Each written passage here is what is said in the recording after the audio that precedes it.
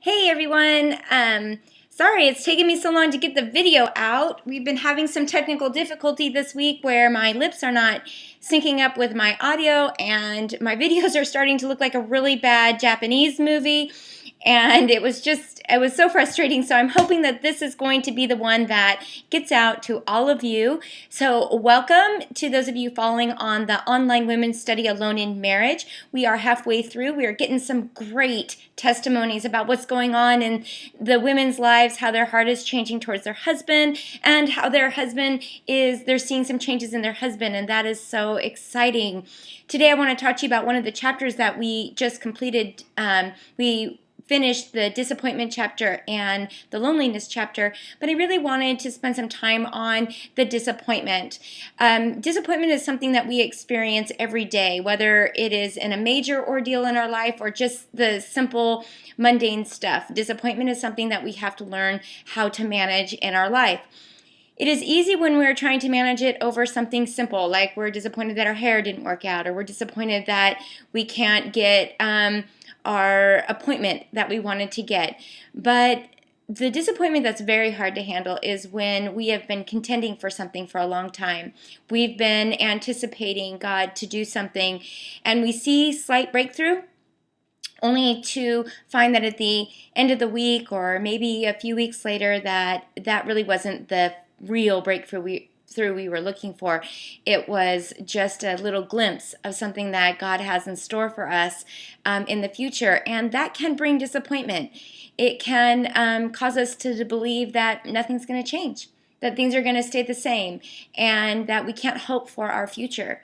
But here's the thing that I am coming to realize is that if the enemy can keep discouraging us and throwing disappointment after disappointment into our path, he can get us to stop believing for our future that we're contending for. And that should be a clue to us that the future that we're contending for is real.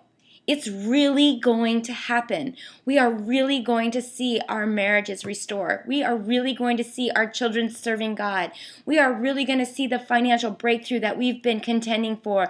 We are really going to see those family members saved. And see, if it wasn't really going to happen, then the enemy wouldn't be working so hard to discourage us to not believe for it. But see, even the Israelites were thrown with discouragement and disappointment when they were contending for the promised land and trying to get there. And why did the enemy try to discourage them and disappoint them? Is because the promised land was real. It was really going to happen. They just had to keep pressing forward. And that is what I'm encouraging you. Do not get caught up on the things that the enemy is tossing your way when you see slight breakthrough or you see a glimpse of your promised land, and all of a sudden you see a very real reality in your presence of the past, where the past is now creeping into your present, and now you're believing that what is in your present day is going to be what is destined for your future too, because that is just not true. Not true at all. See, your future has already been successfully completed by God, and He's in our future waiting for us to catch up to it.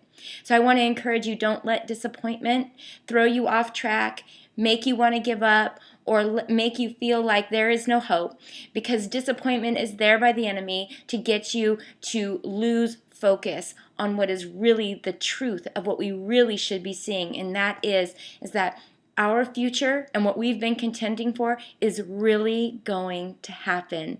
And if the enemy can tell us it's not, then we won't fight for it. So when he throws disappointment your way, or things don't look as good as you thought it was going to look, I want you to stand anyway and say, I'm not going to quit. I'm going to keep on keeping on, and I'm going to keep pushing and keep believing, and I'm not going to let this disappointment discourage me. I'm going to allow it to make me push harder and fight harder for what God has said to us. All right, let's hope this video worked. Take care, and I'll see you next week. Bye-bye.